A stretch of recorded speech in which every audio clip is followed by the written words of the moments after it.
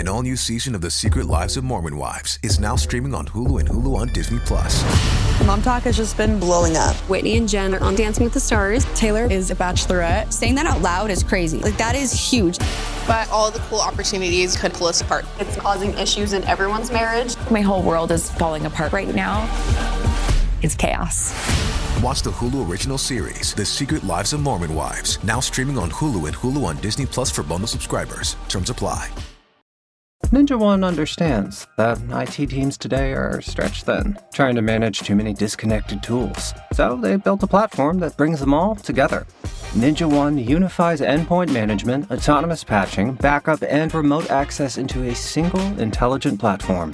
That means fewer tools, lower costs, higher efficiency, and a team that has the bandwidth and confidence to stay ahead. Unify IT to simplify work with Ninja One. Learn more at ninja1.com.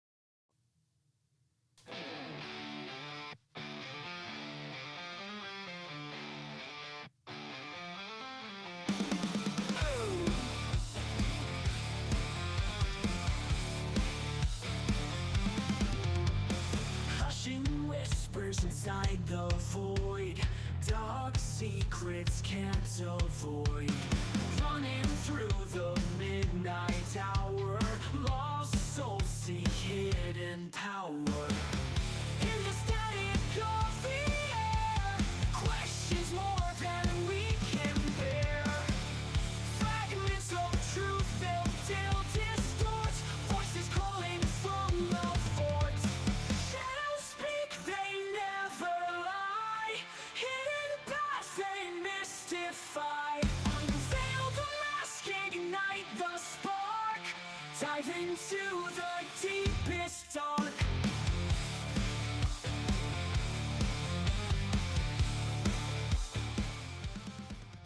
You've been told to trust the system. You've been told to believe in the people who say they have all the answers. But what if they don't? What if everything you think you know is just a carefully crafted illusion? A smokescreen designed to keep you from seeing the truth. Welcome to the dark corners of the unknown. In this world, nothing is as it seems. The shadows are long, and the whispers of the powerful echo louder than you'll ever hear from the voices of those who are silenced. In tonight's episode, we'll peel back the layers of a story so twisted it could change everything. But be warned, once you open this door, there's no turning back. The truth, well, is more dangerous than you can imagine. Stay with us, and you'll uncover what they've been hiding. But remember, once you see the darkness, it's hard to look away. This is the Midnight Syndicate. Welcome back, everybody, to another episode of the Midnight Syndicate podcast. I'm Sandman, your host, chairman of the board, and tonight we're diving into one of the most bizarre and enduring conspiracy theories of the last half-century, the claim that filmmaker Stanley Kubrick helped NASA fake the Apollo moon landings. Before we get started, though, I want to take a moment to address something important about this podcast. It is with a heavy heart that I announce that, Midnight Syndicate has gone through some changes. Our brothers, Drew and Chainsaw, have moved on from the show. Easy E and I wish them nothing but the best in their new journeys. However, the Midnight Syndicate will continue, and while the voices may be fewer, the mission remains the same: to shine a light on the strange, the mysterious, and the conspiratorial. So if you've been with us since the beginning, thank you for sticking with us through this evolution. And if you're new here, well, you've come aboard at a perfect time. Now, back to tonight's journey. It's 1969. The Cold War is raging. The United States and the Soviet Union are locked in a space race, each desperate to prove dominance in technology and ideology. And then, with the world watching, America triumphs. Neil Armstrong sets foot on the lunar surface, declaring it a giant leap for mankind. But not everyone was convinced. For some, the timing was too perfect. The footage was a little too polished. And as suspicion spread, one name kept surfacing: Stanley Kubrick, the obsessive, reclusive director of 2001: A Space Odyssey, a man who had already shown the world a vision of space so real, so vivid, that many people believed he was the only one capable of faking the moon landing. Tonight, we'll peel back the layers of this strange story, where it came from, what evidence believers point to, and how Kubrick's later films like The Shining became the supposed confession of a guilty man. And why, despite overwhelming scientific proof that Apollo was real, this theory refuses to die. So settle in, because this is going to be one hell of a ride.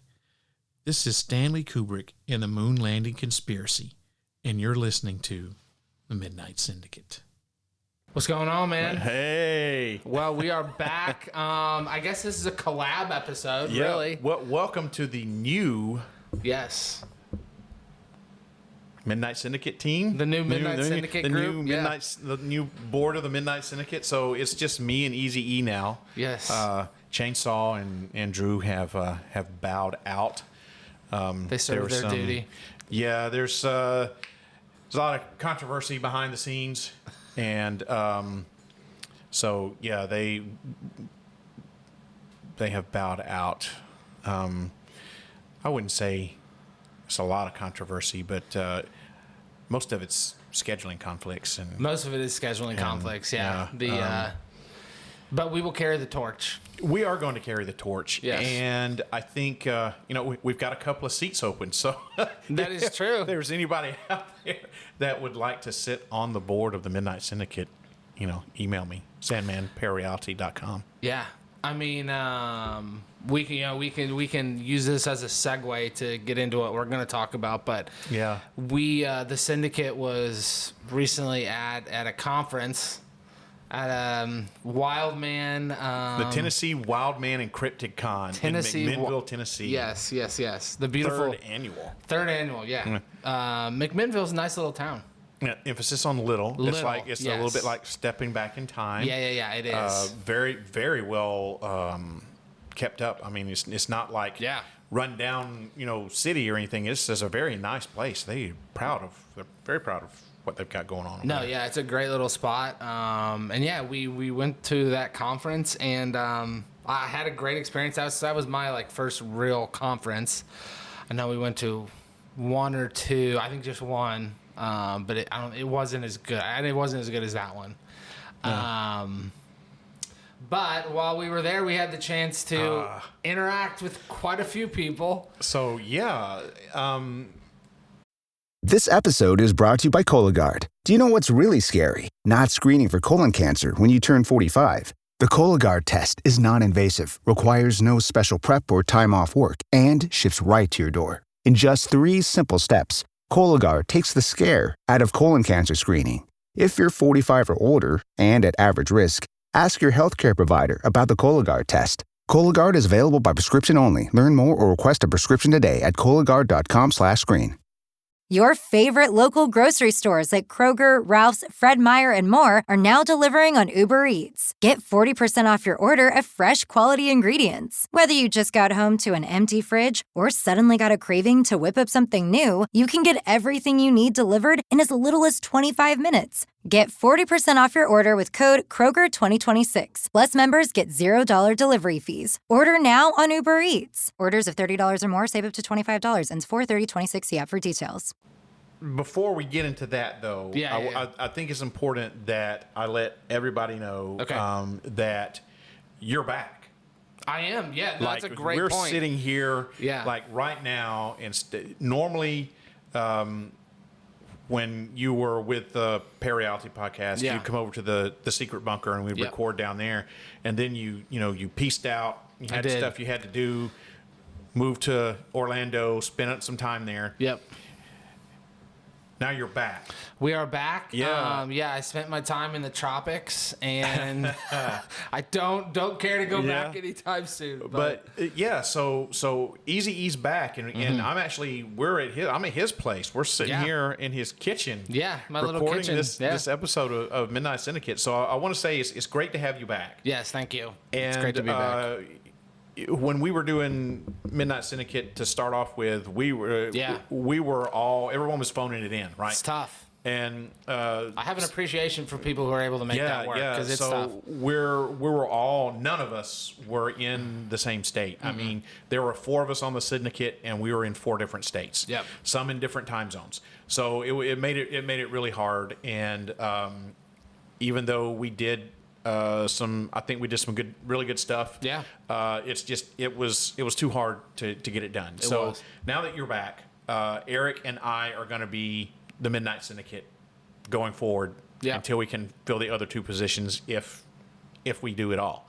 So I wanted to say it's great to have you back, Easy E. Thank you, brother. It's good to be here. Back in the co-pilot seat, just like old times. Feels good. So we went to the Tennessee Wildman and Cryptid Con together, and we were representing Parareality. And while we were there, we met this lady. Yeah, we met this lady. Actually, you talked to her first, and then you're like, dude, you gotta come here. You gotta come here. Yeah. But yeah, I mean, it was a couple.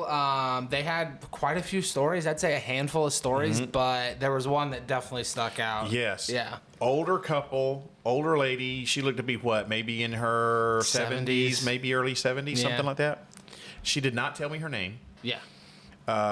And the whole reason we were there was to collect stories for the podcast. Because if you listen to the Parareality podcast, you know that I go to conventions and I collect stories from the attendees and I put them together in an episode. And I'm like, here we go, And so that's what we were there doing. And I was asking her, she had come to the table and we were talking. I was like, hey, you got any stories of, anything weird, unusual happened to you, blah, blah, blah. Trying to, get her. And she said, well, I've got a story, but it's not really my story. And I was like, well, what is it? Whose story is this? And it wound up being her niece, right? Cousin. Yeah, it was cousin. That's right. It was her, the story of her cousin. And she didn't really want to tell the story. But I'm not going to say I twisted her arm, but I coaxed it out of her. Yeah. And I wish she would have gone on the record and come back and told this story on the podcast, but she did not. She did not want to tell it on the podcast. But she did share it with us, and I did tell her, I'm going to be talking about this. And she didn't say I couldn't. But, there's no names. She did not give names. It's all anonymous, yeah. I don't even know her name. Don't know her husband's name. Don't know the name of the cousin. But apparently, back in 1969, whenever we were going to the moon with Apollo 11, she had a cousin that worked at Redstone Arsenal in Huntsville, Alabama. And that cousin was the administrative assistant to Werner von Braun. And after they went to the moon and came back, she was talking to her cousin, and she asked her point blank, did we really go to the moon? And she was like, well, we did and we didn't. And of course she was like, what do you mean by that? And the cousin said that we did land Apollo 11 on the moon. And we did step foot there. But we did not stay for very long. That she did not say how long that they stayed up there. It was just a very short period of time because there were, quote, things up there that they weren't prepared for. And they saw things that they weren't prepared to see. And they thought it was in their best interest to leave very quickly, which they apparently did. And so I asked if the moon landing footage was real, and she said that yes, most of it was real. However, before they even did the launch, that they filmed some stuff somewhere on a soundstage with them walking on the moon and doing certain things, but it was not an attempt to deceive the public deliberately. It was because, or at least her cousin was told, that the pretense was, in case we lose video and audio signal, we want to have something to show the American people. So whenever they beat feet and left it early, a lot of the footage that we got shown on TV was the footage that they had shot previously to use as emergency footage. And when she was in the middle of telling me all this, that's when I was going to Easy E. I was like, you got to get over here. You got to get over here. And I asked her, once again, point blank, did Stanley Kubrick film all of this stuff? And she was like, I don't know. I don't know who did it. Yeah. Yeah. And so looking at her now, I consider myself to be a pretty good interpreter of body language and posture and tone and stuff like that. And not because I'm like some sort of super detective or anything like that, but I've worked in the healthcare field for all of my life. And it's just people like me, and my background is in emergency medicine, and you can just, after a while, you learn how to read people, Yep. you know. And I did not get any sense that what she was telling me was something that she was making up on the spot. You know, that I was looking at her body language. She didn't like maintain eye contact with me the whole entire time, but she didn't avert her gaze deliberately. Mm-hmm. She was, when she was talking and she wasn't looking at me, you could tell that she was like thinking, you know, like trying to remember details and stuff as I was asking her questions. So I don't have any reason to believe or disbelieve this person, you know, but I didn't get any sense that she was trying to deceive me. I did not either. It was, I mean, I could tell that she'd probably told that story a few times. Yeah. Like it was pretty succinct. Like she told the story, got to the points. Mm-hmm. But you're right. I mean, she was like, there were a few people we talked to that not tell, believable at all. Yeah, they could tell they were stretching things like they were a bit out there. But no, she was very normal, just like a typical Southern lady. Yep. Yeah. And we tried like hell to get her to tell the story for the record, and the closest we got was, I'll think about it and I'll come back. And of course, she never came back. No. So that has kind of led us to, holy crap, what if this whole conspiracy theory, what if there's a kernel of truth to it? Yeah. So that's what we're talking about tonight, are moon landing conspiracy theories. Specifically, we're going to be talking about Stanley Kubrick, because you can't talk about moon landing conspiracy theories without talking about Stanley Kubrick. Exactly. So that is our whole entire purpose for this episode. Now, in the past, we've talked about a lot about what's happening with the current headlines, and we do a lot of pop culture stuff. That's what's going on right now with conspiracy theories. And this is kind of like, I don't know, this is a pop culture conspiracy theory, but it's not modern. It's been around for a long time. Been around for a while. And there's been a few conspiracy theories that's captured the imagination, quite like this claim that the moon landing was fake and that Stanley Kubrick helped NASA film this thing. It's, you know, if you know anything about the conspiracy theory, or you know anything about us going to the moon, the Apollo 11 landing happened in July of 1969, and it's like humanity's first steps on another planet, another world. But the skeptics and longtime conspiracy theorists have said, well, this was all an elaborate hoax that was staged right here on Earth. And the idea that Stanley Kubrick directed the footage blends with Cold War paranoia and the Hollywood mystique and a deep cultural mistrust of our government. So what we're going to do is explore the origins, the evidence, the counter arguments, the timeline, and cultural impact to this. So what are the origins of the moon landing hoax theories? Well, they started probably in the mid to late 1970s, a few years after Apollo 11 landed on the moon in '69. Doubts about the authenticity of the U.S. moon landings, they started growing during the Vietnam War and especially throughout the Watergate era. And this was a time when a lot of Americans were extremely distrustful of their government. And what better time for a conspiracy theory like that to rise up? So in 1974, there's a guy named Bill Casing who was a former employee at Rocketdyne. Now, Rocketdyne was a company that helped build the Saturn V rocket that took our peeps to the moon. And he published this book called We Never Went to the Moon, America's $30 Billion Swindle.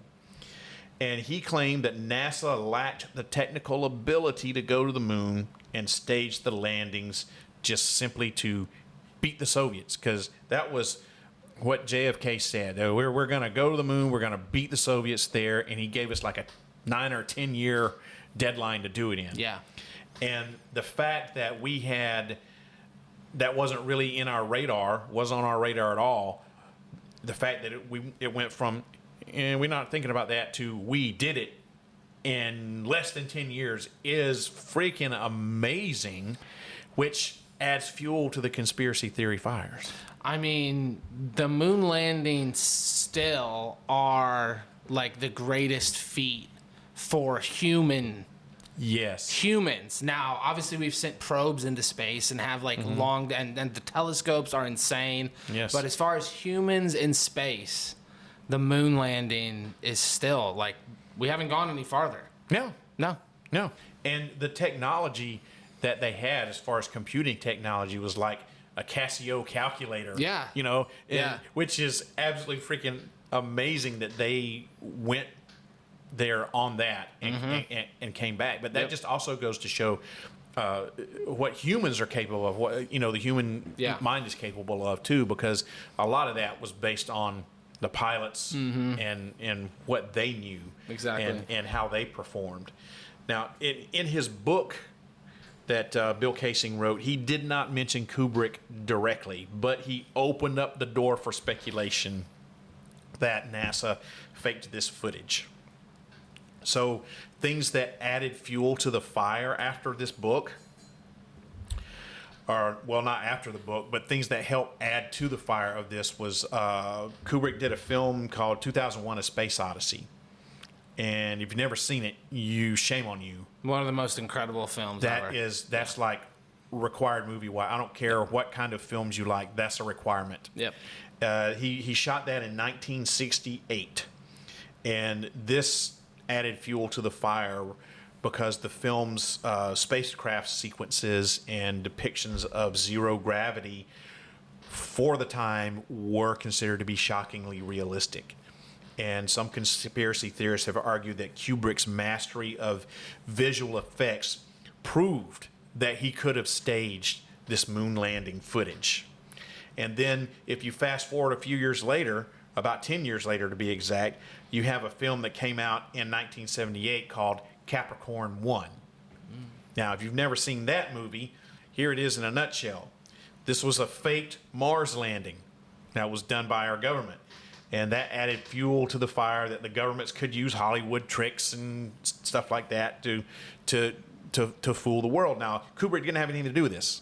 This wasn't a Kubrick project. But it was a movie that depicted the government, along with our space agency, faking the whole entire thing. And people are like, see, they can do it. Which just more tender, fueled it, yeah. more tender on the fire. So you've got a book from a guy that helped build the rocket. So said, we couldn't. There's no way we could do it. We didn't have the tech. Yeah. To this genius filmmaker, genius. He only made a handful of films. I mean, this guy wasn't like he wasn't like churning out. Insane. Yeah, it wasn't like churning out like a movie every couple of years. This dude just like made one every like when he felt like it.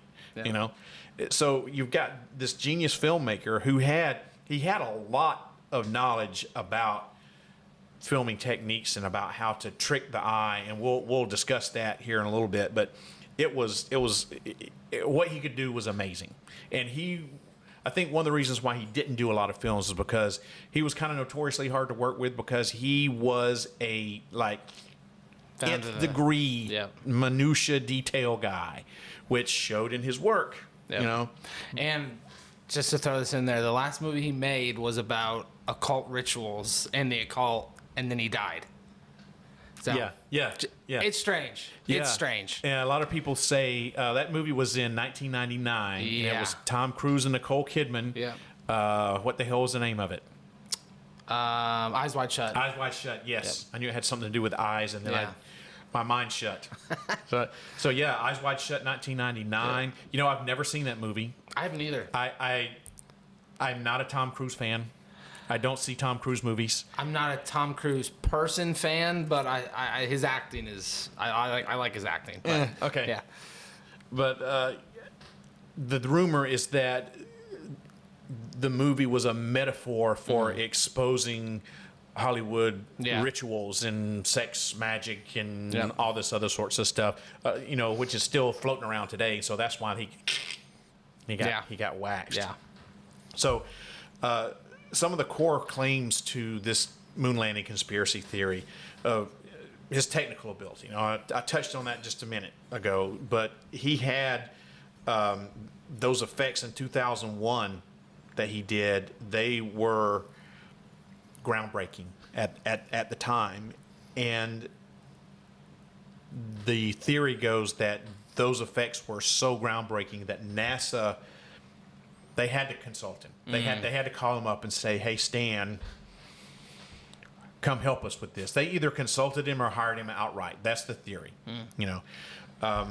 And specifically, Kubrick pioneered the use of something called front projection with retroreflective materials, which is a technique that some claim was also used in the moon landing footage.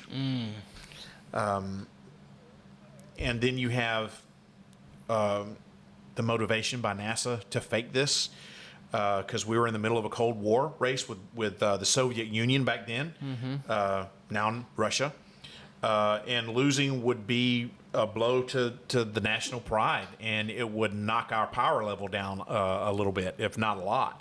And so if NASA thought that they couldn't safely land on the moon, at least back in 1969, they may have faked it just to quote unquote beat the Russians there, just to show dominance. So that's a second core claim. And then another thing is that Kubrick had a lot of hidden confessions thrown around out there. Like his film, probably one of the ones that he is the most famous for, besides 2001, would be The Shining. Yes. Great Stephen King classic. That was filmed in 1980 at the Stanley Hotel. And the theories go, now we could do more than one entire episode. Do a season probably on The Shining, and what it means. And there are people who basically made a career off of this. My friend Isaac Weishaupt, he has got some books and videos, and I mean, he is the go-to guy for pop culture conspiracy theories, as far as I'm concerned. And what got him started was this. Yeah. And when I say what got him started, what got him noticed was this. And this referring to the Shining conspiracy theories. So one of the things that is in there is that the kid, Danny Torrance, wears an Apollo 11 sweater in the movie. The haunted room 237 supposedly references the average distance from the Earth to the moon, which is about 237,000 miles. And then the hotel carpet design looks like a NASA launch pad. And Jack Torrance, the father, played by, oh my God, my brain has shut off again. Oh, damn. See, I'm the worst at recalling actors' names. People are going to kill Jack Nicholson. I'm saying people are going to kill me if I can't remember this guy's name. So Jack Torrance, who was played by the great Jack Nicholson, is quote unquote selling his soul to the hotel, and that's seen as Kubrick's guilt for faking the moon landings. Now, if you don't know what the hotel carpet design looks like, you need to get online and you need to look it up. Yep. And you need to see what it looks like, because it very much looks like a NASA landing pad. I mean, yeah, you can see it. It's bizarre. Like, even if you weren't thinking it's a NASA landing pad, it's a bizarre. Yeah. And there are people, and I am one of them, who think that Kubrick did all of this stuff because there was all these conspiracy theories, and he was like doing it as a big inside, he was leaning into it, type moment. And I happen to be on that camp because I do believe that we went to the moon, and I was 100% for sure of that, and that everything that we saw on TV was real until I talked to this lady at the conference, and now I'm like, I don't know. It's different when you hear it in person. Yeah, I mean, there's just something about it. Yeah. And supposedly Kubrick made a deathbed confession before he died. And there was a video that surfaced in 2015 of him making this deathbed confession. But guess what? It was a hoax. It was not. That wasn't Kubrick. It was an actor. The people that made it did it as a joke, and then it grew out of control type deal. And they didn't do it to, there was no malicious intent. They were doing it as a haha joke type deal. And it kind of got out of control. So that for a little bit, that fueled a lot of the conspiracy theory fires. Oh shit, here we go. It's true. And they're like, no. That wasn't even Stanley Kubrick. Yeah. We didn't make this until years after this dude was dead. So there's no way. But there are people who say that there's some evidence as far as film crew goes that this could have been faked. Looking at what I have been able to dig up here, some versions suggest that the U.S. filmed in Area 51 or on some other secret soundstage, and others claim that footage was filmed in England because Kubrick was living there at the time. If you're gonna fake stuff like that, any of those could be true. Any of those are plausible. True. As far as I'm concerned. Yeah. And of course, there's some technical anomalies that people say are in the NASA footage, such as like in the moon photos, there's strange lighting. Yeah. The stars are missing. It's just a black background. Or they say that there's duplicate hills in certain background shots, which suggests studio fakery. Yep. And they say that only a highly skilled filmmaker like Kubrick could orchestrate something that would make you believe that this was true. The one that I always hear is the flag is like blowing, and there's no atmosphere on the moon. So space is a vacuum. No, and my answer to that, and I'm not a scientist, okay? I repeat, not a scientist.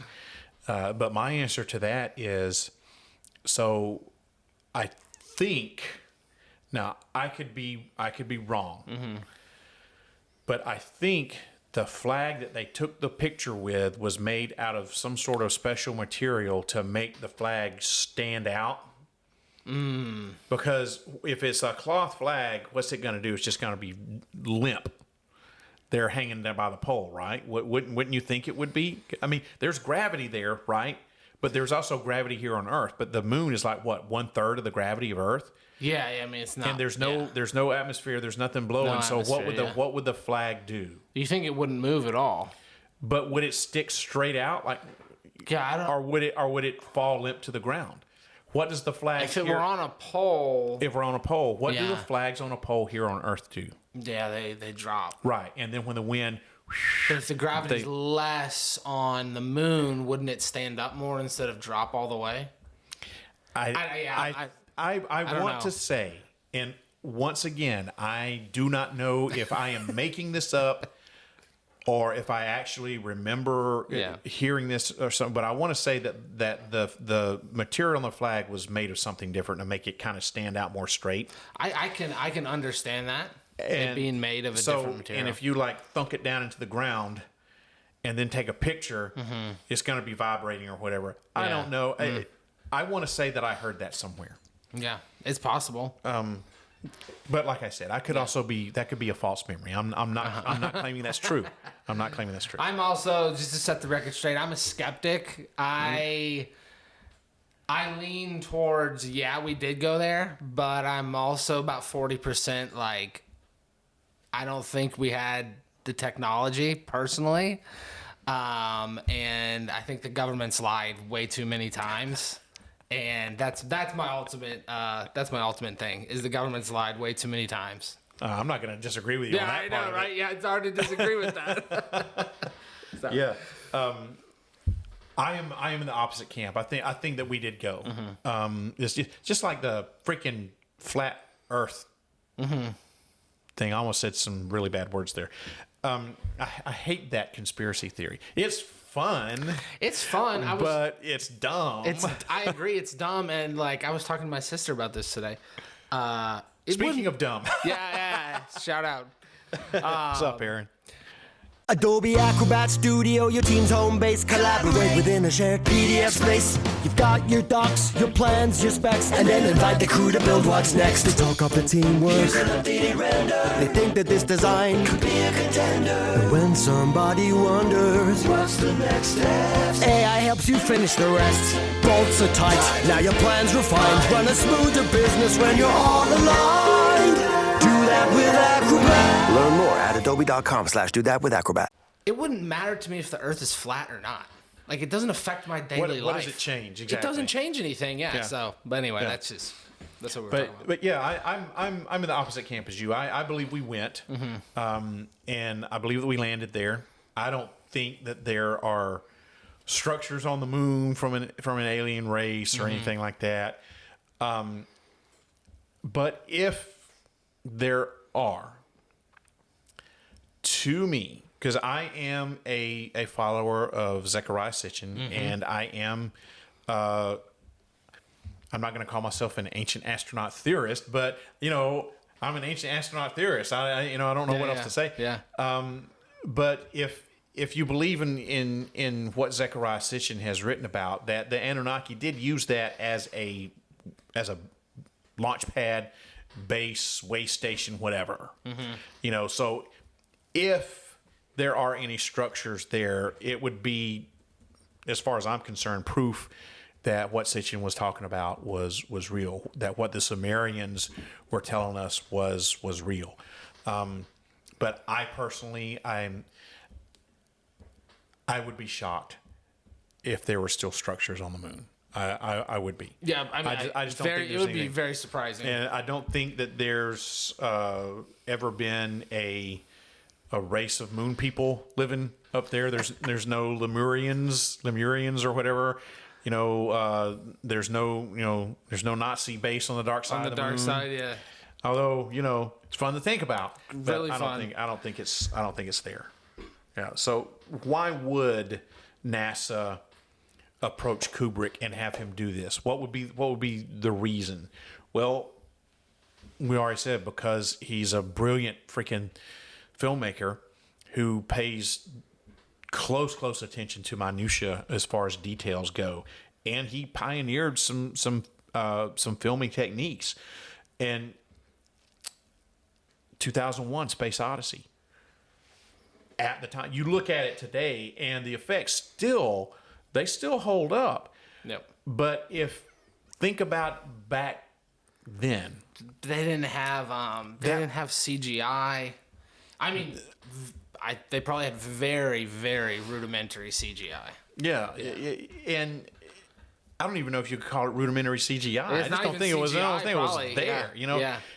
And for back then, if you go and see that on the big screen, that is groundbreaking filming techniques. It's just like in 1978, or excuse me, 76, when George Lucas came out with Star Wars: A New Hope. Yeah, yeah. They invented filming technology for that. Yeah, they did.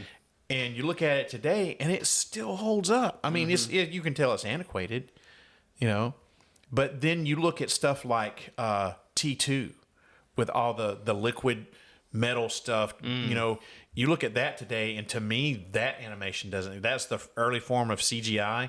Back then, when you saw it in the movie theater, like, holy shit. 80s? 90s. 90s, kind of. Yeah. And you're like, holy shit, how can anyone make this stuff up? And then you see it today with our high def stuff, and it does not translate. Yeah, it's like you look at that and you're like, I think dude made that in his mom's basement. You know, that's literally. You know, so but Kubrick's stuff still holds up to this day. So that's a good reason why NASA could have reached out to him. Like I said, because he had those innovative techniques, that use of the front projection system with the retro reflective screens. Some people say that. That's a technique that some say mirrors the look of lunar surface shots. There's the timing. 2001, it premiered just a year before the Apollo 11th moon landing, and that made it appear like a test run. You know. Yeah. Get the public's. Get the public's reaction to it, see how it goes. And like I said, his persona, he was known for his perfectionism. He was a very secretive guy. He didn't let people in on the sets. He didn't let people know what was going on. So who would be more perfect to fake something like that? And it would be Stanley Kubrick. Whether he was recruited by NASA directly or whether he was just consulted or whatever, he's the perfect guy. And if you go with the mainstream conspiracy theories, they recruited him, they hired him, you know, which, I mean, imagine that if NASA's going to do it, the government's in on it, right? Yep. So you've got the government of the United States saying, hey, Eric, we need you to film this and make it look real. Yeah. You're like, well, what's in it for me, United States government? How many millions of dollars are you going to pay me? And, I never want to pay taxes again. Yeah. I mean, in today's day and age, if you're a millionaire, you don't have to pay taxes. True. But back then, more people were paying taxes. Yeah, and I mean, something of that magnitude and the scope of what he just done with 2001: A Space Odyssey, like you're gonna give the man what he wants when it comes down to national pride, especially at that point against the Soviets. Like it was. I mean, we didn't really have much of an advantage. Like honest, I mean, we were pretty even. Pretty even. I mean, they put Sputnik up in 50. Was it 57, 58? Somewhere around in there, 56, 57, 58. It was in the 50s. Yeah. So, I mean, they kind of made that first move to put the man into space. And they were putting dogs and stuff like that, and monkeys. And yeah, I know. And I mean, really the only way if you match them, that's cool. Great, Yeah. But to get to that next level is a whole nother deal. Actually get to the moon. And you stop and think about, okay, why was that such a big deal? Why was going to the moon such a big deal? Well, what else are you going to do? Because we had already developed the nuclear bomb. We were the first to get that. Yeah. And really, we were lucky that we were the first to get that. Yeah. Because there was all kind of spies riddled. The Manhattan Project was riddled with spies, dude. Exactly. So we were really lucky to get what we did. So that established our dominance. And now we've got, coming off of World War II, and now we've got Russia, who really, if you want to know the truth to it, Russia defeated Germany. Yeah, they did. Without the Russians, we don't win World War II. We don't. That's my opinion, but okay. I disagree with you because we had the bomb. So we could have bombed Germany if we wanted to. Okay, yeah, I mean, well, yeah, I don't think we would have nuked Germany personally. We nuked Japan. Yeah, but Japan's an island, like Germany is literally mainland Europe. I mean, that would be an interesting discussion. But the fall of Germany happened before the fall of Japan. Yes, it did. Right? Yes, it so did. we didn't have the technology developed yet. Yeah. So maybe in a sense you are right. Maybe we couldn't have defeated.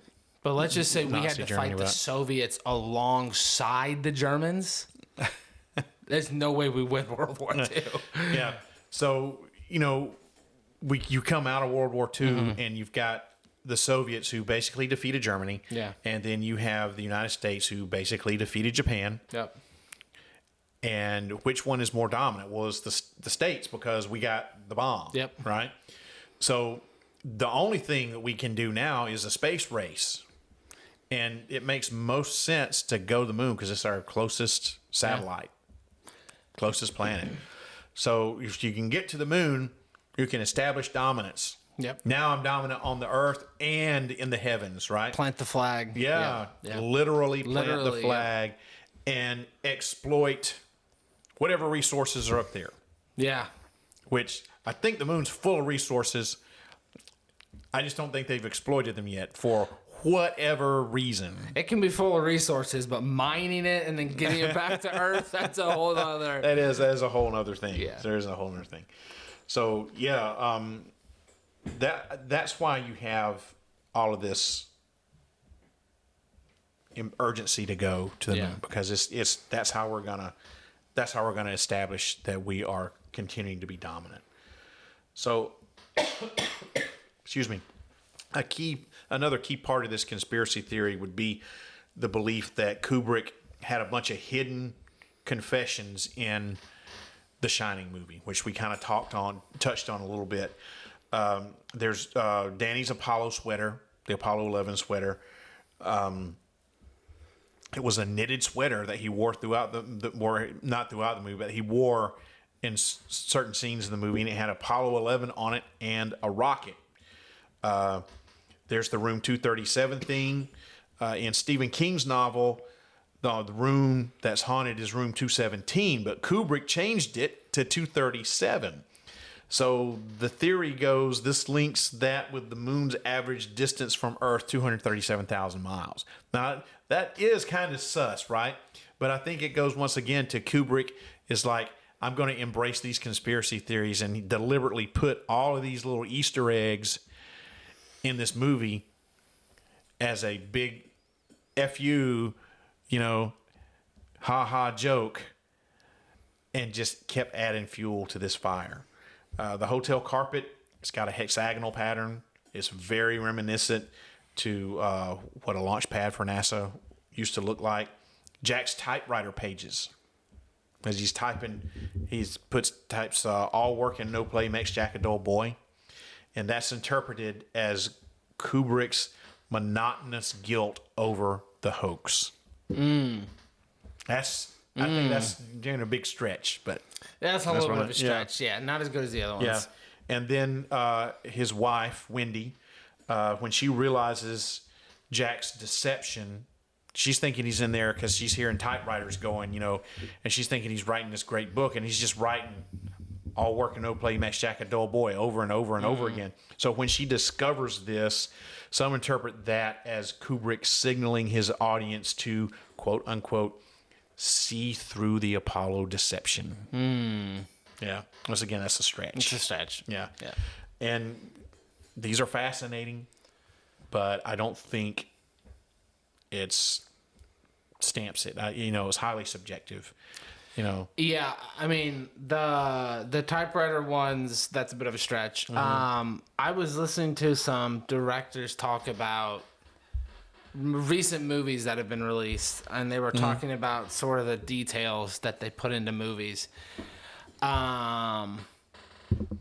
Most of the details, and they were talking about like costuming and certain things, like a lot of the details have purpose. So like I would believe that Kubrick would add a detail in that has purpose. Now, whether that purpose is to play into some zeitgeist thing that he hoaxed the moon landings, or is it that he's putting little Easter eggs for people of being like, yeah, I did this. I can't admit it, but I did it. Yeah. Yeah, I don't know. There's some reason that the kid was wearing an Apollo 11 sweatshirt. And he was playing, one thing I forgot to mention was that he was playing with a Saturn V rocket. Oh, really? Yeah, there's a scene in there where he's playing with a rocket. And it's, there's just, and this isn't all of the stuff that is touched on as far as the conspiracy theory and The Shining goes. I mean, this is just what we're talking about here, dude, is not even really the tip of the iceberg. Oh no, there's a lot and like of detail. I said, we could do multiple episodes. Maybe we that. should. Oh, maybe God. we should. Honestly, I mean, maybe so. Yeah, that's a lot of deep diving into some stuff. But there's too much just in the stuff that we've talked about. There's too much there. Yeah. In my opinion, for it to be not related to the conspiracy theory. Yes, I agree. It's related, but how it's related, I don't know. I really think it was Kubrick just playing into it and just adding fuel to that fire. Yeah. And I think that he did it in such a super genius way that the producers of the film in the studio didn't even catch wind of it. Maybe they didn't care. Yeah. Maybe not. Maybe not. I don't know. So kind of jumping ahead a little bit, there's some technical evidence. There's like 3 or 4 things that's considered to be technical evidence by the people who believe in this theory. The certain anomalies in the Apollo footage that point to studio fakery. The first will be the lighting and the shadows. The shadows appear inconsistent, like they're from multiple lights. Yeah, I've heard that. And there's the no stars visible thing. The lunar sky in the background is starless in all the Apollo photos. The waving flag that you talked about earlier, it seems to ripple despite there not being an atmosphere, Yeah. And the slow motion footage, people are saying that the astronaut's gait looks like they were walking regularly, and then the film was slowed down to make it appear in slow motion. But if you go back and you take each one by one, you can make at least 1 point for each of those as a counter argument. Okay. So if you look at the lighting and the shadows, people say, oh, well, it was inconsistent. It was from multiple light sources and everything. You're in a foreign area. I mean, literally on another planet with no atmosphere. The lighting is different. The only light that you're going to have is going to be coming from the sun or whatever you've got out there with you, right? And there's a bunch of uneven terrain.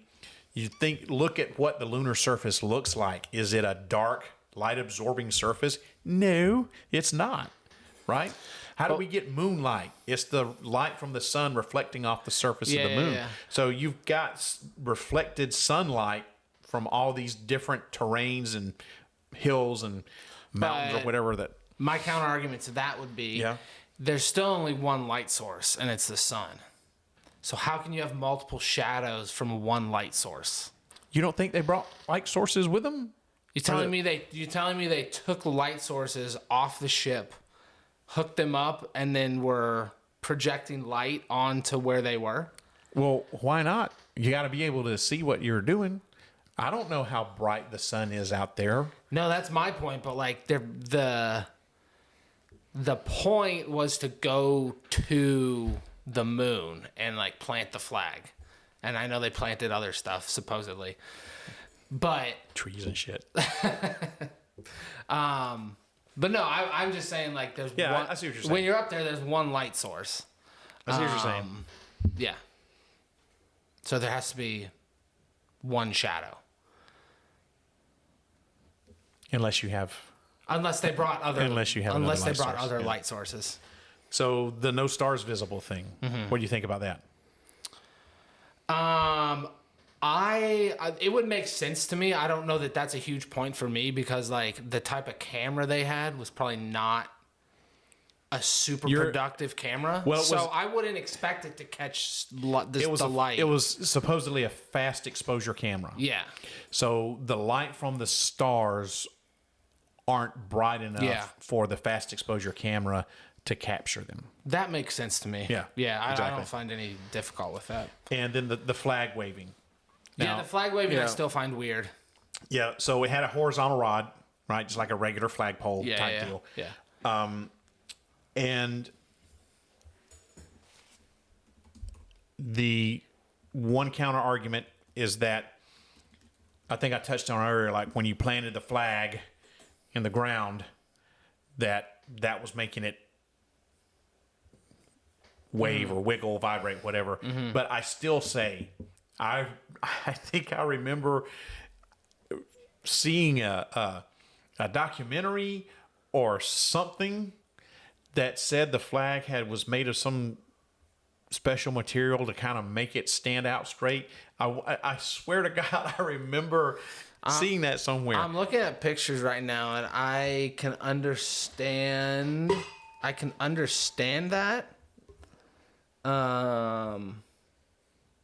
This is not like the real footage, but I can see where the flag would be, or if they tied it at the top of the flag and at the bottom of the flag on the pole, it would probably stay more straight.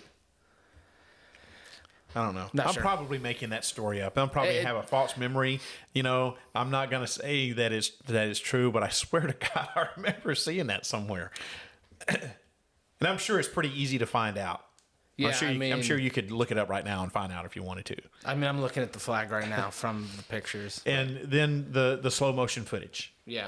So, you know, they're saying, oh, they were just walking regular and then they slowed it down. Well, the gravity of the moon, I think it's one. I think I said 1/3 earlier. I think it's actually 1/6 the gravity. Okay. So you've got physics there that's going to make walking different. Yes. Than walking here.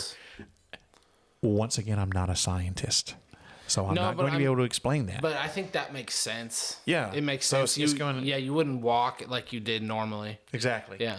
So those are just 5 forms of technical evidence that people say disproves it. But then again, like I said, you've got at least one counterpoint for all of that. Mm-hmm.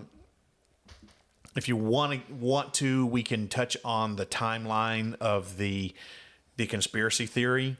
You know, about how it has grown over the years. I don't know if you want to touch on that or not. I'm not as interested in that. What I am interested in, did you come across any stuff about how they were relaying the signal back to? Because wasn't this like a live? It was almost like a live stream type of thing. Like they were like, they're announcing it as it's happening. Yeah. Yeah. I know there was a delay. For sure, a delay. Yeah. But I don't think they were using any special. To answer the question, no, I didn't come across anything like that. But just from what I understand about radio waves, you can. I mean, once it broadcasts, it goes just out there. So, So the very first, what was it? Internationally shot video was Hitler giving a speech at the 1939 Olympics in Germany, right? And really? that's the first thing that's beamed out into space. You know, that is unfortunate. Highly unfortunate. Yeah. So you know, I don't think they were using any like hyped up technology. I think it was just what they had at the time, and you just got to deal with the delay. You know, they're beaming us. Just take the antenna, line it up, turn it this way, you know, and it's going to get to Earth. Which, really, if you think about that, how could they be sure that was going to work? And how could they be sure how much of a delay was going to be? Now, there's science and physics and all that involved to it that people that are way more smarter than you and me probably had already figured out and calculated. But you can't be 100% for sure until you do it, right? So that goes back to Chick at the conference where she said they went in ahead of time and filmed some shit. I mean, they were covering their backs. Case. Yeah, I mean, look, it makes sense. That makes so much sense. Logically, yes. And I was 100% until last week, dude. I was 100% convinced that there were no fake footage, no fake footage from the moon landing, zero. Yeah. And then I talked to this lady, and I'm like, Wait a second. Wait. Yeah. You know, because she was just, I mean, I didn't get any feeling she was lying. I didn't either. I mean, we could have been tricked, but like, it's possible. But like, also, why would? I'm pretty hard person to dupe. That's a very This is a very specific conspiracy theory to bring up just to random people. If you don't have a connection, that's what I feel like. You know. I mean, I don't know. I just feel like if you don't have like some sort of connection, it's a very weird one to just start talking to people about, because most people are just like, yeah, I still think we went to the moon. Yeah, and if this was something she was making up for whatever reason, she had a perfect opportunity to come on a little podcast and tell her story and blast it out there for attention. Exactly. Yeah, and she didn't want to. And she was like, yeah, I'll be back. You wait here. You know? And I'm like, okay. I knew she wasn't coming back. As soon as she walked off, I'm like, because that's all we talked about. Basically, the rest of the day was like, pretty much, please, God. Please bring this lady back to us. Please let this lady come back. Yeah. So the other thing that bothers me about this one is like, so we went, great. Let's say we did go. Yeah, we made it. We beat the Soviets. I know we went back. We did go back a few other times. Yeah. Yeah. Up until like mid-70s or something, and they shut the program down. Mm-hmm. Apollo 13 was the one that did not. They made it to the moon, but they couldn't land. That's right. They just circle around and take some pictures of the dark side and shit, and then beat feet back. Yeah, that's right. Because Apollo 17, I believe, was the last one. I think that's right. So you have Apollo 11 and Apollo 17. So there's one that didn't get to go in between. That was 13. Mm-hmm. So you had more than a handful of landings. Yeah. It's just bizarre that we would spend that much time and not like get anything from it. But we did. What did we get from it? We got moon rocks, dude. Okay. And moon dust. Okay. And isn't there like HCO3, whatever that is? Uh-huh. And that's supposed to be like abundant on the moon? I don't know. Okay, let us pause. Yeah, so I guess basically what I'm saying is like, I don't understand the going all that way and not like having something more.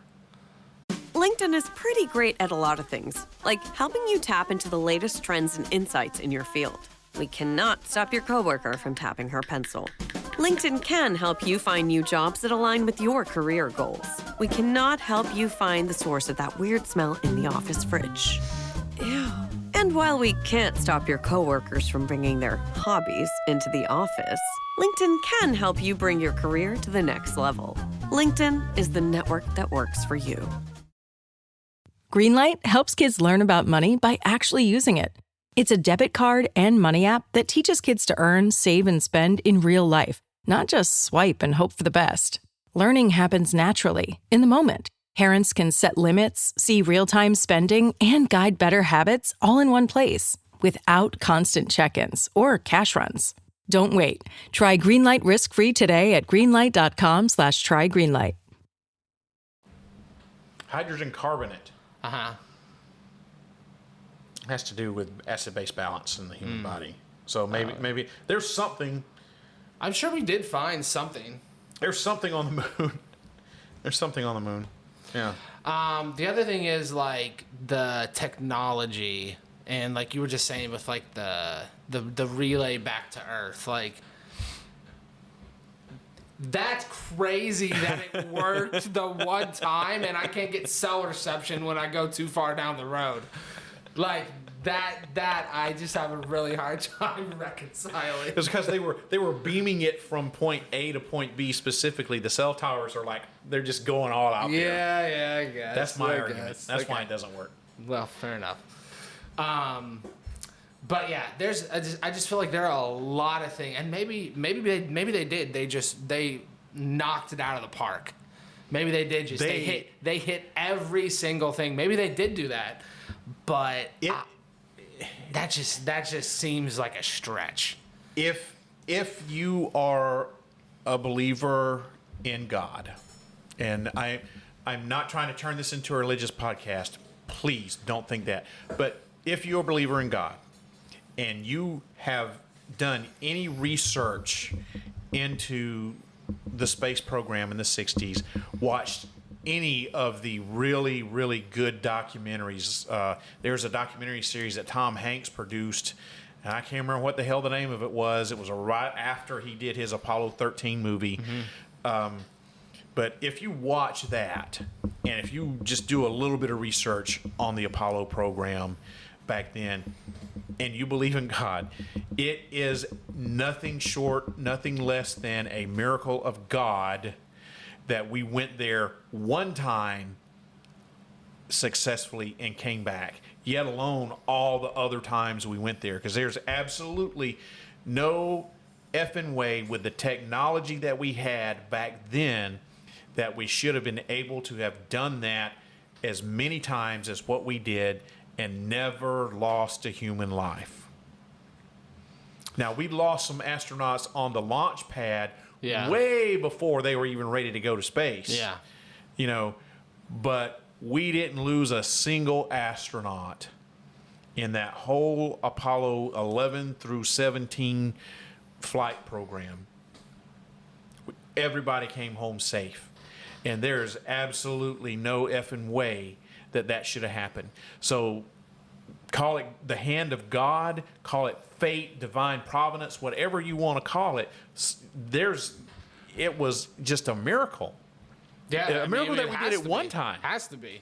We didn't even know if the shit was going to work. They didn't even know if they were going to see those dudes again. Yeah. You know, get your affairs in order, and the bravery for those guys. If they were coming to you and say, hey, we're going to shoot you up into the sky and we're going to send you to the moon, it's going to take 3 days, and you're going to be in this cramped-ass little capsule with this suit on that you're going to be shitting and pissing in the suit. We don't know if you're going to be able to come back or not, but you want to do it? I mean, who in their right freaking mind says those guys are crazy. Yeah. So I guess kind of my last point, is so we did the Apollo programs, we went to the moon. Yeah. So one, why haven't we been back since? And why is it that the farthest we can go now is the space station, which really isn't even in space, it's in Earth's orbit. Yeah. So why is that our peak now? Are we just not dedicating resources to it anymore? I do not know why we stopped. I remember reading about it sometime, but I can't remember why it is we stopped. So why aren't we going back? Oh yeah. Why aren't we? Or why are we not? We're not even breaking into space anymore. Like people are not going into space. People haven't been into space in years and years, yeah, decades. So why aren't we going back to the moon? Mm-hmm.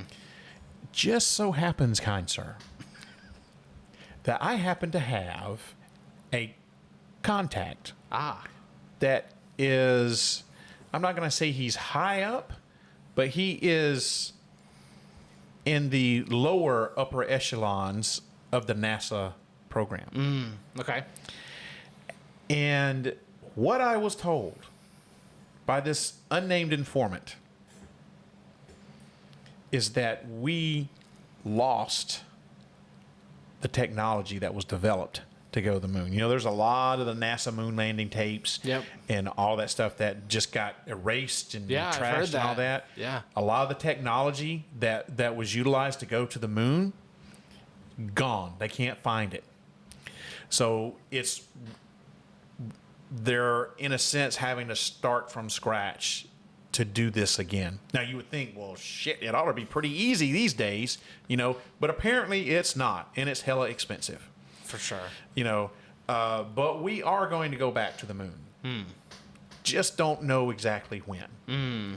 But that is, according to my confidential anonymous informant in NASA. And I know you're looking at me like, how the hell does this dude have a contact in NASA?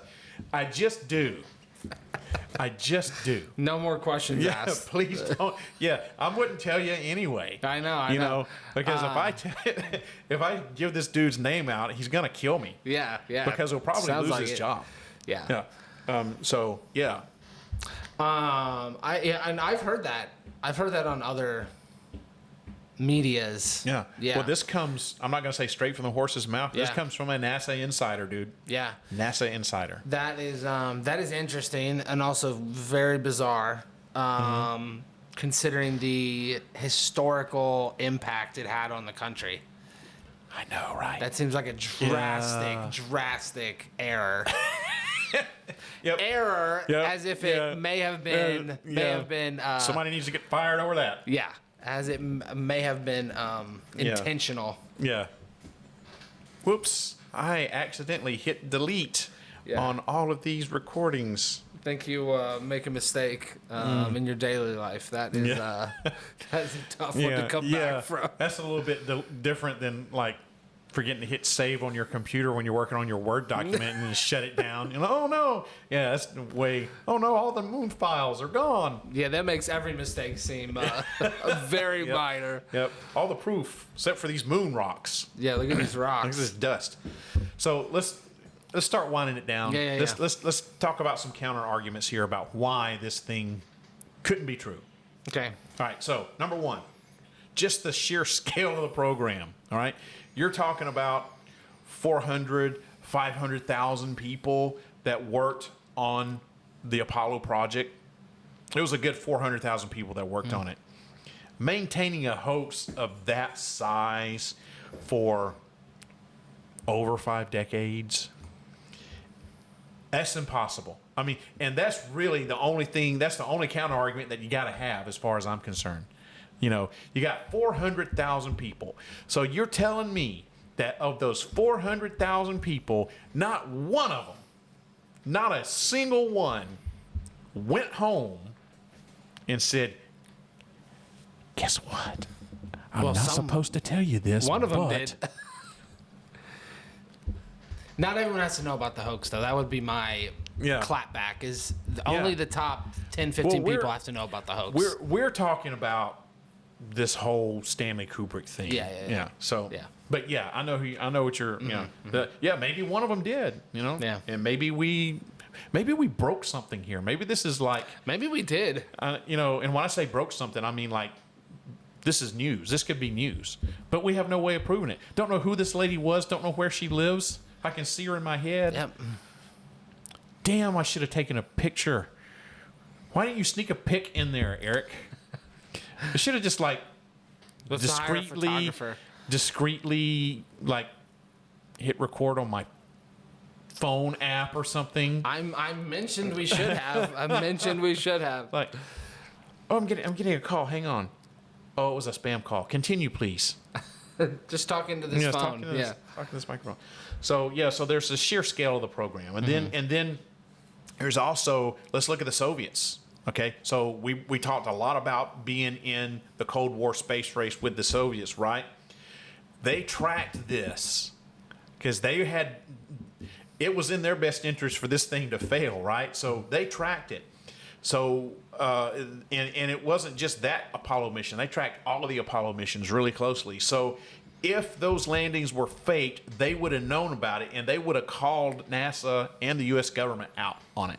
Mm-hmm. There's no way they wouldn't have done that. Mm-hmm. Absolutely. So there's your second counterpoint right there.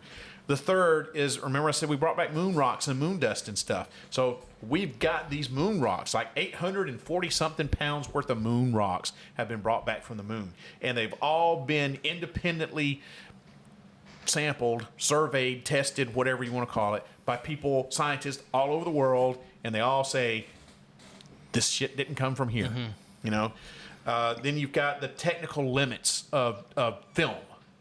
We're not talking about technical limits to get them there and back, because they obviously did it, so they had the technology to do it. We're talking about the technical limits of films. Okay. So back in the 60s, Kubrick's techniques couldn't produce footage that matches the realism that you see from the Apollo missions. Okay. The cameras, the lenses, the projection techniques that Kubrick used, they had limitations. And those limitations would actually make creating fake moon landings harder than filming the real thing. And then you've got Kubrick himself. Mm-hmm. And there's absolutely zero credible evidence that Kubrick was involved with NASA doing anything clandestine, filming anything. Mm-hmm. Now, NASA did consult science fiction writer Arthur C. Clarke, right?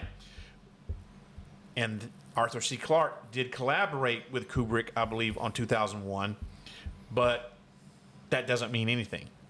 There's no evidence that Kubrick was a contractor. There's no evidence that he was hired. Kubrick never said anything. Mm-hmm. The only thing we got is this stuff from The Shining that he deliberately put in the film. There's no way that shit was accidentally put in the film. No, exactly. Yeah. So that was deliberate. So you have those 5 counterpoints.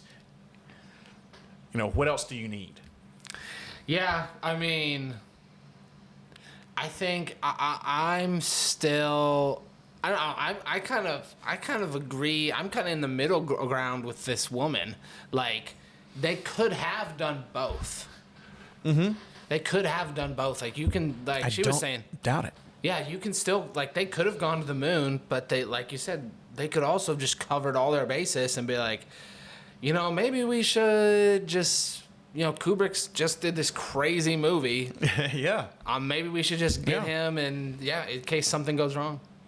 Or it could have been a simple thing of, you know, they get to the moon and then they can't transmit the images back. Exactly. You know? Yeah, the camera doesn't work. Something. Yeah. Yeah. Or it's like, hey, this isn't working like we thought it was going to. Are you guys seeing this? Or like, no, we're not seeing anything. Yeah. Yeah. Cut to the film. Send the film. Yeah. Yeah. You know. So. Yeah, I mean, that's highly plausible. I have no doubt in my mind, after talking to this lady, whoever you are, and I know there's no way she's ever going to listen to this podcast, but please, if you happen to run across it, and you're this lady, and you know who you are, email me, sandman@parareality.com, and I want to get your story on the podcast. But anyway, there's no way that... well, I was going to say there's no way this cannot be true. There's all kind of ways it cannot be true. But this makes sense. Yeah. There's no way that this doesn't make sense, because the way that the government works and the way that I think that NASA would have operated, at least at the time, especially given the climate of the world with the Cold War and stuff, it makes perfectly good sense for them to have filmed some stuff way before they went to the moon, just on the in case. That absolutely makes sense. Now, whether they used it or not, okay, there's the big caveat in there. But I would not doubt for a single minute that they actually did film something somewhere, and maybe that was part of the shit that's missing now. True. You know? Yeah, maybe it is. We had to get rid of this evidence, but if we get rid of this, it's going to look suspicious. So we got to get rid of some real stuff too. So delete, delete, and delete. Oh no.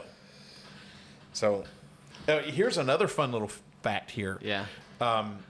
There's a theory out there that goes that Kubrick was actually a victim in all of this. And not a willing co-conspirator in this. So like he didn't volunteer. He was forced by the U.S. government to do this. The story goes that NASA blackmailed him and threatened his family, stuff like that. And that goes back to the Eyes Wide Shut movie back in 1999. That was his last film. We've already talked about that. That was his expose of stuff that goes on in the Hollywood secret elites. Interesting. And that's why he died suddenly, shortly after the film's release. It was like that's his punishment. So, that kind of ties the moon landing theory to broad or Illuminati type conspiracies. So that's something that you're not going to find a whole heck of a lot about that. Yeah, it's something that I did in my research for this. I did run across. That is an interesting part. I mean, he did some very strange movies, like Clockwork Orange. Oh God, bizarre movie. All of his movies really are bizarre. Full Metal Jacket. I mean, that is a brutal war movie about probably the worst war we've ever fought. And little side note on that movie was very instrumental in our very own former co-host Chainsaw making up his mind to join the Marine Corps. Really? Yes. Probably a lot of other people. Yeah. So, I mean, we know he was a bizarre filmmaker, but he was a very good filmmaker. I mean, nothing sucked. No. But everything he touched was bizarre. Yeah. And there's no doubt that this whole Kubrick conspiracy thing has had a cultural impact on us, because we've got all of these.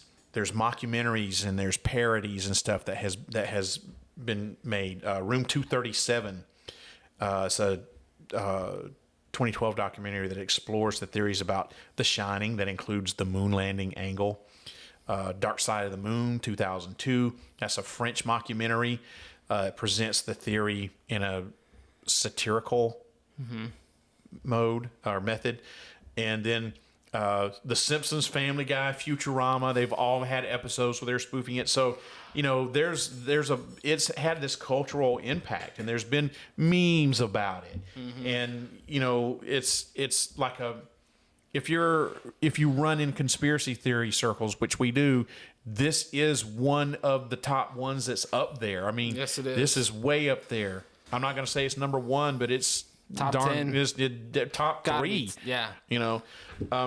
So this whole theory just represents a broader, in my opinion, a broader distrust of authority, a distrust of the media, and a distrust of our government. Whether or not people believe Kubrick did it, this belief, it persists, and it's a metaphor for hidden truths. Yep. And cover-ups. Yep. Yeah. So, I mean, Kubrick himself has become, he's like a mythic figure in conspiracy theory lore.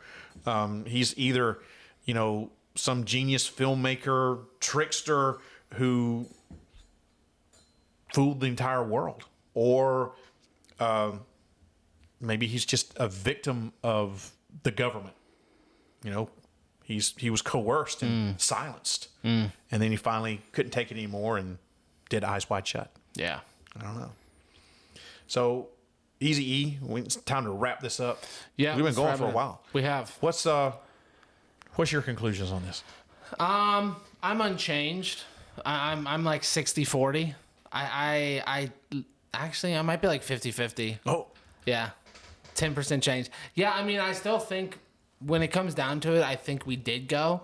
There's just a lot of inconsistencies for me, and the fact that there have been projects that the government did that they said didn't happen or were secret, and we found out they actually did happen. So there's a lot of deception. Either way you cut it, there's a lot of deception. I think you're right. Whether people are saying Kubrick did fake the moon landings with NASA or the other way around. Like, I think there's a lot of deception. But I'd say, if you ask me, if you have a gun to my head, I'd say we did. We did go. I'd say we did go. We did go. Yeah. Okay. Well, I don't have a gun to your head. Yeah. So. No guns. No guns.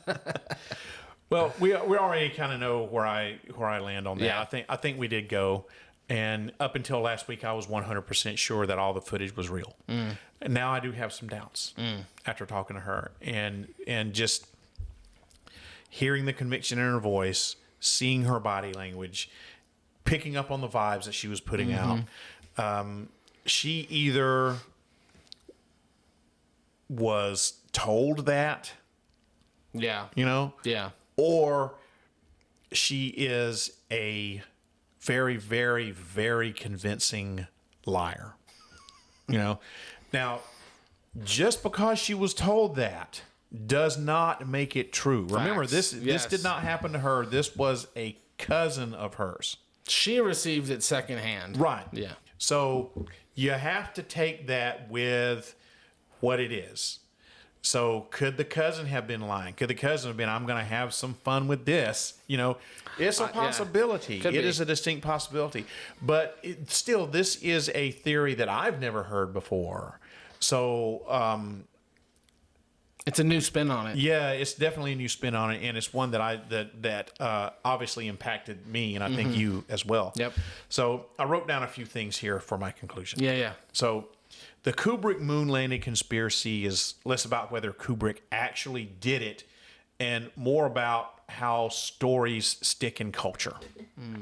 It's a perfect storm of a secretive genius filmmaker, the greatest technological achievement in human history, the suspicion of government lies in the Cold War and in the post-Watergate era, a public that was conditioned to mistrust authority, and the enduring human fascination with hidden truths and forbidden knowledge. Now, even though the narrative and the evidence overwhelmingly points toward Apollo being real, Kubrick's name will always linger in the shadows of the moon hoax theory.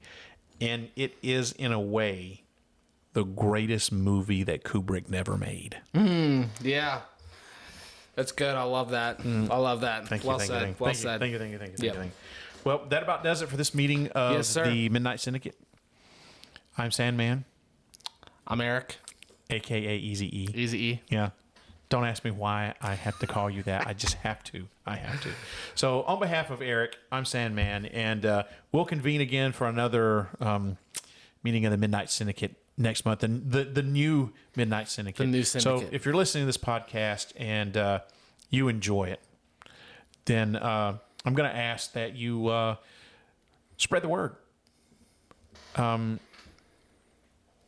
It's real easy to do, and it doesn't cost anything. And it helps the podcast grow, and we want to get this podcast in as many ears as we possibly can.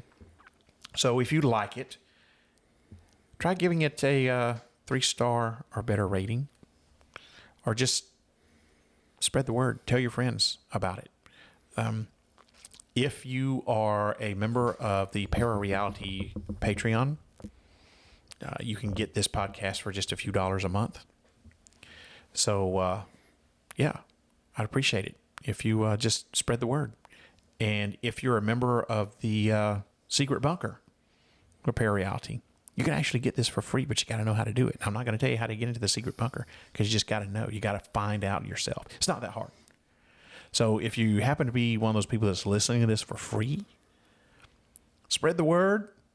And it'd be great if you'd go to the Patreon, go to patreon.com/Parareality, and you can get commercial-free episodes of my main podcast, Parareality, for just like $1 a month. And then for a few dollars a month more, you can get commercial-free episodes of Parareality. You can get this podcast Midnight Syndicate, and you can get Beyond Reality, which goes, it's a monthly podcast. It takes a little bit deeper dive into some of the topics that I discuss on the main podcast. So there's a lot of things going on Patreon. So be great if you'd support. If not, just give us a 3-star better rating. Just spread the word. That's really all we're asking.